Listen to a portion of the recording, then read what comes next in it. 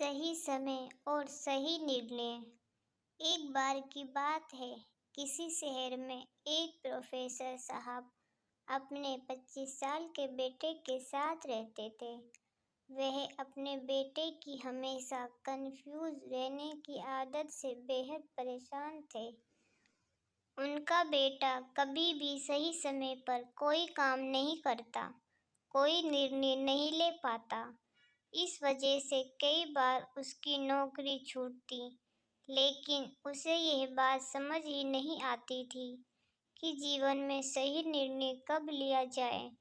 Professor साहब हमेशा उससे कहा करते, यदि समय पर निर्णय नहीं लोगे तो तुम्हें नुकसान उठाना पड़ेगा।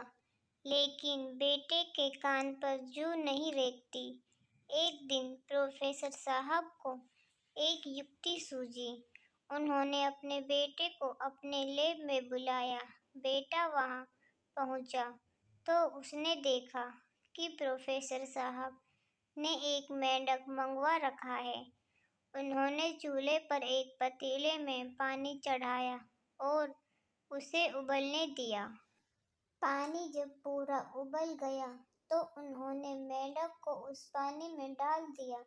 मेंढक को जैसे ही पानी गर्म लगा तो उसने तुरंत छलांग लगाई और खौलते पानी से बाहर आ गया। बेटे को कुछ समझ नहीं आया कि यह क्या हो रहा है। प्रोफेसर साहब ने बेटे को बैठने के लिए कहा और वहां जो कुछ भी हो रहा है देखते रहने का इशारा दिया।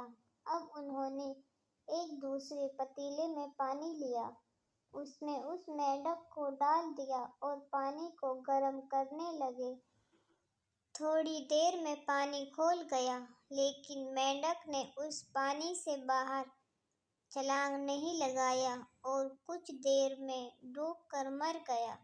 बेटे को ये सब देखकर आश्चर्य हुआ। अब प्रोफेसर साहब ने उससे पूछा, बेटे, अब जरा बताओ कि मैं पहले मेंढक ने बाहर छलांग लगा दी, लेकिन अब वह मर गया, इसका क्या कारण है? बेटा कुछ समझ नहीं पाया। प्रोफेसर साहब ने कहा, पहले जब मेंढक को खौलते पानी में डाला गया तो उसे पानी के गर्म होने का एहसास हो गया और उसने छलांग लगा दी। पर बाद में जैसे जैसे पानी गर्म होने लगा, मेंढक अपनी अंदरूनी ऊर्जा को खर्च कर स्वयं को उस पानी के लायक बनाता रहा और जब पानी पूरी तरह गर्म हो गया तब तक उस मेंढक के अंदर इतनी ऊर्जा नहीं बची थी कि वह बाहर छलांग लगा पाता, क्योंकि उसने अपनी सारी ऊर्जा खुद को पानी के तापमान के बराबर में खर्च कर दी थी।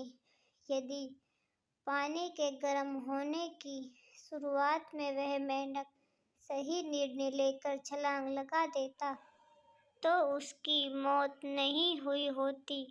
इसीलिए जीवन में सही समय पर आकलन का सही निर्णय लेना बेहद आवश्यक है। पिता की बात सुनकर बेटे की आंखों में चमक आ गई, मानो उसे जीवन को देखने का एक नया नजरिया मिल गया हो। अगर कहानी दिल से पसंद आए तो हमारे चैनल को सब्सक्राइब करें और आपकी इस कहानी पे क्या राय है हमें कमेंट में ज़रूर बताएं।